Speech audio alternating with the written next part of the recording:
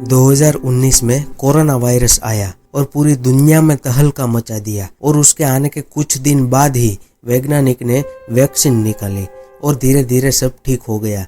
तो बात यह है कि कोरोना की तो वैक्सीन भी थी, यानी कोरोना को तो खत्म करने का इलाज मिल गया था। पर मैं आपको ऐसा कहूँ कि हमारी दुनिया में कुछ ऐसे कण है कि उसको दूर करना लगभग असंभव है। हाँ, सही सुना, ये कण हर जगह है। दुनिया की सबसे ऊंची जगह यानी माउंट एवरेस्ट और दुनिया की सबसे नीची जगह यानी समुद्र में मौजूद मरियाना ट्रेंच, और अभी तक जिसका जन्म भी नहीं हुआ वो पेट में पल रहा बालक से लेकर हमारे शरीर में बह रहे खून तक ये कण हो सकता है। और इस कण की अगर आपके शरीर में घुसपैठ हो गई तो आपके दिमाग, फेफड़े, हृदय, पेट या कोई भी अंग को बुरी तरह से नुकसान हो सकता है। तो इस वीडियो को अंत तक देखिए, क्योंकि लास्ट में इससे बचने के कुछ जरूरी उपाय भी दिए गए हैं। तो इस कण का नाम है माइक्रोप्लास्टिक, यानी प्लास्टिक की कोई भी चीज के विघटन के बाद प्लास्टिक के छोटे छोटे टुकड़े होते हैं। जो टुकड़ों की साइज 5 mm से कम होती है उसको माइक्रोप्लास्टिक कहते हैं। ये माइक्रोप्लास्टिक के और कई प्रकार है, जैसे कि माइक्रो बीड्स और नैनो प्लास्टिक। इसमें माइक्रो बीड्स को बनाए जाते हैं जो 1 मिलीमीटर से भी कम साइज का प्लास्टिक होता है, जो toothpaste, self care beauty product, biomedical और स्वास्थ्य विज्ञान और ऐसी कई सारी प्रोडक्ट में उपयोग किए जाते हैं। और जो नैनो प्लास्टिक है वो तो इनसे भी डेंजर है, क्योंकि 100 नैनोमीटर से भी कम के आकार के होते हैं और यह हमारे पर्यावरण के लिए एक अदृश्य खतरा हो सकता है। नैनो प्लास्टिक को पर्यावरण और मानव स्वास्थ्य के लिए खतरा माना जाता है, क्योंकि नैनो प्लास्टिक की साइज बहुत छोटी होने के कारण वो सजीवों के कोश में आसानी से एंटर कर सकते हैं। अगर हम बात करें कि यह माइक्रो प्लास्टिक कहाँ कहाँ हो सकते हैं, तो इसका जवाब है हर जगह। हाँ, सच सुना, क्योंकि यह ऐसे कण है जो समुद्र की गहरी से गहरी जगह माने जाने वाली मरियाना ट्रेंच और हमारी धरती के सबसे ऊंचे पॉइंट माउंट एवरेस्ट पर भी पाया गया है। अभी जिनका जन्म भी नहीं हुआ है या उस पेट में पल रहे भ्रूण से लेकर इंसानों के खून में बह रहे हैं ये माइक्रोप्लास्टिक के कण। इसके अलावा रोज बरोज की चीज जैसे कि टूथपेस्ट, खाने के प्लास्टिक पैकेजिंग, बोतलों में बंद पानी, माता का दूध और हर जगह मौजूद हवा जिसमें हम हमारी पूरी जिंदगी दौरान श्वास लेते हैं, हर जगह जो हमें आंखों से दिखती है उसमें कहीं न कहीं माइक्रोप्लास्टिक छुपा हुआ है। यूरोप का हवामान और वातावरण पूरी दुनिया में ज्यादा से ज्यादा स्वच्छ माना जाता है, पर उस देश में भी माइक्रोप्लास्टिक पाए गए हैं। तो इसका मतलब यह है कि इस दुनिया में ऐसी कोई जगह नहीं है जहाँ पर माइक्रोप्लास्टिक न हो। इसलिए हम कह सकते हैं कि माइक्रोप्लास्टिक हर जगह है। तो चलो, अब आपको पता चल गया कि ये कण हर जगह है, तो अब बात करते हैं कि आखिर ये कण मुझे और आपको किस तरह से नुकसान पहुंचा सकता है। तो वीडियो का यह पार्ट ही ज्यादा महत्व रखता है, तो आप ध्यान से सुनना। अभी तक वैज्ञानिक द्वारा ऐसा बड़ा अध्ययन या कोई गहरी रिसर्च तो नहीं हुई है कि हम कह सके कि माइक्रोप्लास्टिक से हमारे मनुष्य जीवन को कोई ठेस पहुंच सकती है, पर संभवित अनुमान की हम बात करेंगे और कोई पक्की रिसर्च आने तक मैं ऐसा नहीं कह सकता हूँ कि हमें इससे डरना चाहिए। पर हाँ, अगर रोज कोई चीज हमारे शरीर के अंदर जा रही है और सालों तक हमारे शरीर में ही रहती है तो उसके बारे में सतर्क रहना जरूरी है।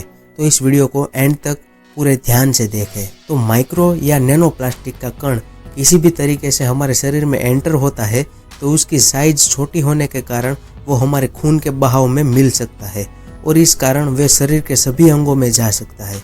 अगर हमें माइक्रो और नैनो प्लास्टिक का हमारे जीवन पर क्या प्रभाव है ये जानना है, तो पहले ये जान लो कि हमारे शरीर में जहाँ खून बहता है वहाँ रक्त कण के साथ साथ श्वेत कण भी बहते हैं।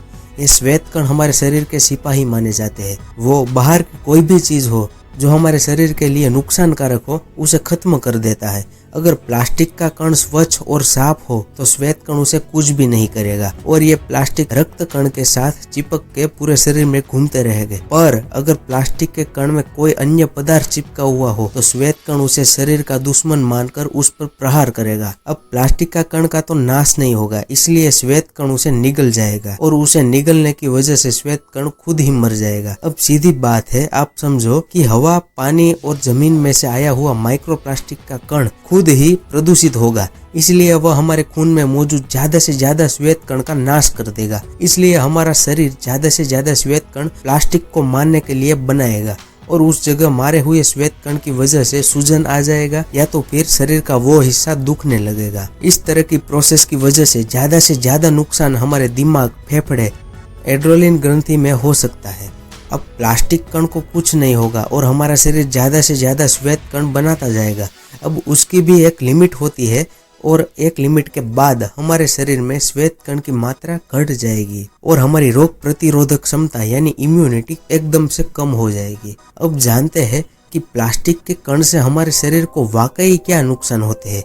यह जानना है तो इस चित्र को ध्यान से देखिए। अगर प्लास्टिक के कण हमारे दिमाग के कोश में घुसपैठ करते हैं तो हमारा किसी चीज पे ध्यान केंद्रित करना बहुत मुश्किल हो जाएगा और हमारे मन में ज्यादा से ज्यादा विचारों की बारिश लगातार शुरू रह सकती है, यानी ओवर थिंकिंग भी उसे हम कह सकते हैं। माइक्रोप्लास्टिक की वजह से थायराइड की भी तकलीफ हो सकती है। अगर फेफड़े में घुसपैठ होगी तो अस्थमा हो सकता है, हृदय रोग भी हो सकता है, पाचन तंत्र में गड़बड़ भी हो सकती है। तो बात यह है कि ये कण हर जगह है और इसके इतने सारे नुकसान है, तो इससे बचने का तरीका भी होगा। तो अभी विज्ञान द्वारा कोई ठोस उपाय तो नहीं है, पर माइक्रोप्लास्टिक के कम संपर्क में आने के लिए सरकार ने कई तरह के प्लास्टिक पर प्रतिबंध लगा दिया है।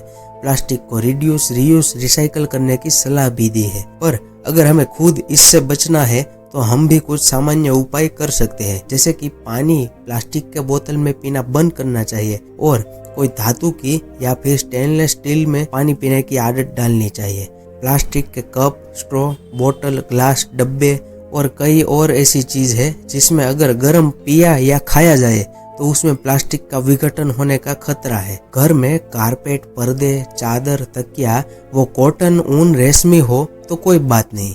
अगर उसका सिंथेटिक कापड़ हो तो उसमें भी प्लास्टिक मौजूद हो सकता है। वॉशिंग मशीन में माइक्रो या नैनो फिल्टर लगाए और कई सारी चीजें हैं जो आपको खुद सोच के सुधार सकते हो। तो अगर इस वीडियो में आपको कोई महत्वपूर्ण जानकारी मिली है या तो कोई वैल्यू मिली है तो इस चैनल को सब्सक्राइब करना मत भूलना। और हाँ, इस चैनल पर ऐसी वीडियोस आती ही रहती है और आपकी राय कमेंट कीजिए, मैं सभी कमेंट को ध्यान से पढ़ता हूँ। तो शुक्रिया एंड तक देखने के लिए। जय हिंद, जय भारत।